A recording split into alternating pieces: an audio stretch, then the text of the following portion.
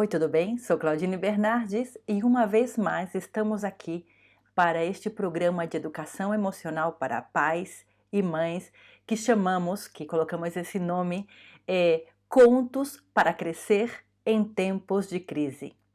Bem, estamos no terceiro dia do nosso programa, espero que você esteja desfrutando, já tenha visto os outros vídeos e esteja colocando em prática isto que eu estou compartilhando com você, essas ideias, né? Se você ainda não teve a oportunidade de colocar em prática, aqui nesses dias, vai a pouco colocando em prática essas sugestões de ideias, essas atividades para a sua vida, para o seu crescimento emocional.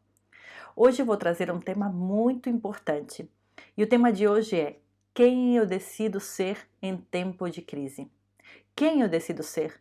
Que não seja a situação que decida, que você não viva simplesmente de forma reflexa, ou seja, reagindo ao que a vida coloca diante de você. Porque às vezes as reações elas são muito sentimentais ou emocionais demais, que nós possamos ter um equilíbrio entre razão e emoção. O autoconhecimento é importante saber quem somos e decidir quem queremos ser. Há umas 3 semanas atrás, antes de que toda essa loucura começasse, eu estava conversando com um grupo de amigos, e era um grupo de estudo bíblico, ainda não estávamos em tempo de isolamento, e eu senti no coração de compartilhar com eles que eu sabia, que nós já sabíamos que iam vir essas situações difíceis, o coronavírus já estava por todas as partes, e na Espanha já haviam muitos casos, e eu disse para eles que eu havia decidido ser uma pessoa que iria compartilhar esperanças durante esse tempo. E que nós deveríamos escolher que tipo de pessoas queríamos ser. Porque quando nós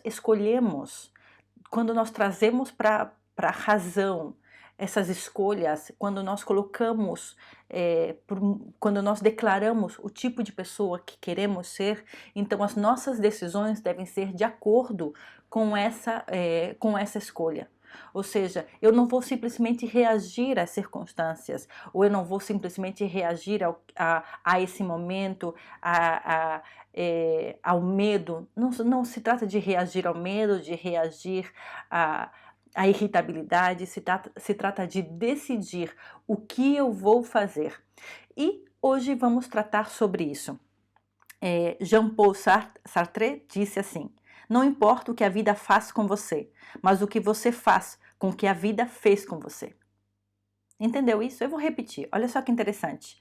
Essa é uma frase que está aqui, uma das oficinas do livro, que é um dos contos que eu vou trazer hoje, que diz assim: não importa o que a vida fez com você, mas o que você faz com o que a vida fez com você. Isso significa: não importa o que está acontecendo hoje, importa o que você vai fazer com o que está acontecendo hoje. Você pode utilizar tudo isso para o bem, ou você pode ser presa, ou você pode ser um prisioneiro dessa situação. E para hoje eu trouxe um conto que está aqui nesse livro, Contos que Curam. Esse livro aqui está. É um livro lindo, do qual eu faço parte, sou coordenadora editorial desse livro junto com Flávia Gama. E este livro tem vários contos, são 24 contos com oficinas de educação emocional, tanto para crianças como adolescentes e adultos.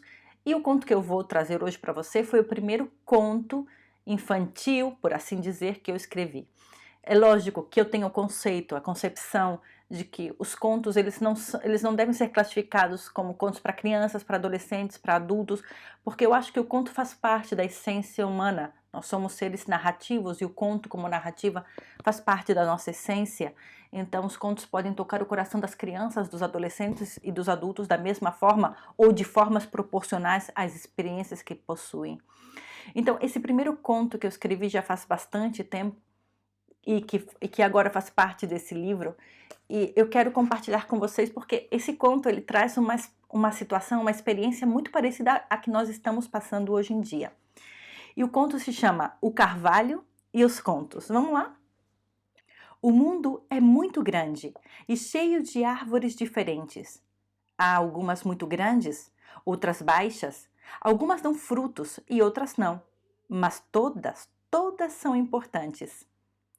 Hoje vou contar a história de um velho, forte e alto, majestoso carvalho que vivia sozinho no topo de uma colina.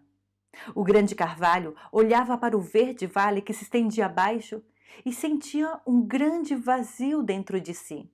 Todas as árvores do vale pareciam tão felizes, rodeadas por outras plantas e animais, enquanto ele estava ali, solitário.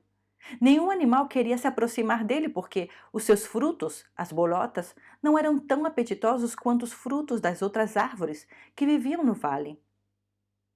Eles também diziam que o velho carvalho era muito mal-humorado, sem entender que ele era assim porque se sentia solitário, esquecido.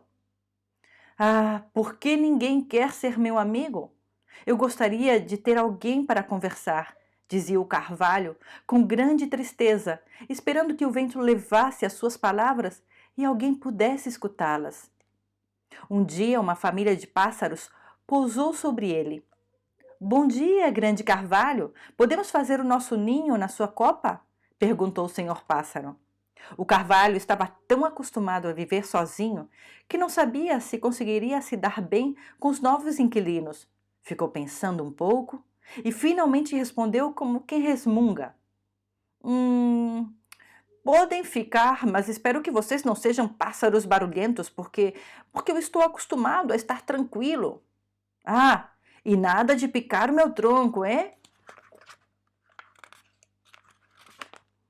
As aves aninharam-se no grande carvalho e em pouco tempo nasceram muitos passarinhos. Foi uma grande mudança na vida do velho carvalho. Agora ele tinha amigos para conversar. Já não se sentia sozinho. E que maravilha! Ele parou de ficar mal-humorado e até se sentia mais jovem. Era um novo tempo. Os dias cinzas finalmente haviam se transformado em alegres dias de sol. Porém, a vida é feita de dias de sol e dias de chuva. E numa manhã de verão começou a cair uma chuvarada sobre todo o vale. O carvalho, com a sua forte raiz, grosso tronco e espessa folhagem, já havia suportado grandes tempestades. Por isso poderia proteger os seus novos amigos. Mas não podia deixar de pensar nos animais que viviam no vale. O que aconteceria com eles? Tirando de dentro de si toda a força que possuía, começou a mover os seus ramos e folhas, produzindo grande ruído, que foi levado pelo vento até o vale. Queria chamar a atenção dos animais para que subissem a colina e se refugiassem sob ele. A família de pássaros também queria ajudar e voou até o vale, fazendo um grande esforço para não ser derrubada pelos grandes pingos de chuva. Venham! Refugiem-se na colina do grande carvalho, gritavam uma e outra vez os valentes pássaros. Logo, a colina estava repleta de animais e pássaros que se refugiaram debaixo do carvalho. Ao vê-los tão tristes, ele escarvou na memória, lembrando de grandes histórias, que sem demora começou a contar.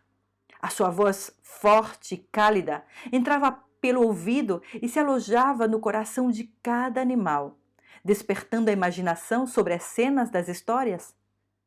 A antiga distância existente entre o carvalho e os moradores do vale havia desaparecido, porque os contos haviam construído uma ponte entre o coração de todos. Foi um momento mágico.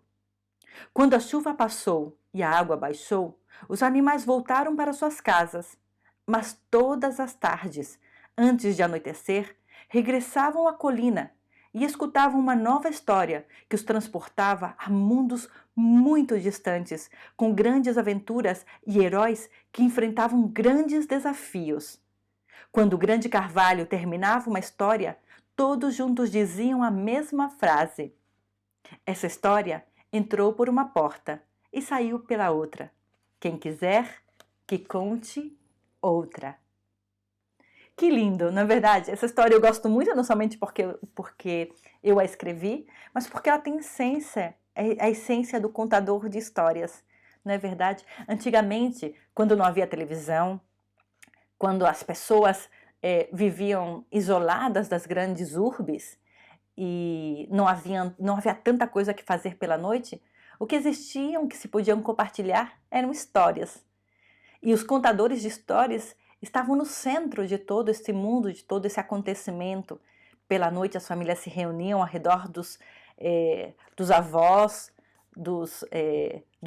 das pessoas mais velhas, para escutar as histórias do passado, os contos de fadas, não é verdade? E compartilhavam a vida assim. E não somente compartilhavam a vida, mas também se transportavam a outros mundos.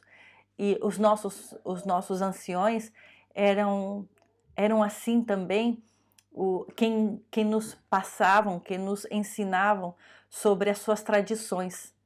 Eles eram pessoas importantes.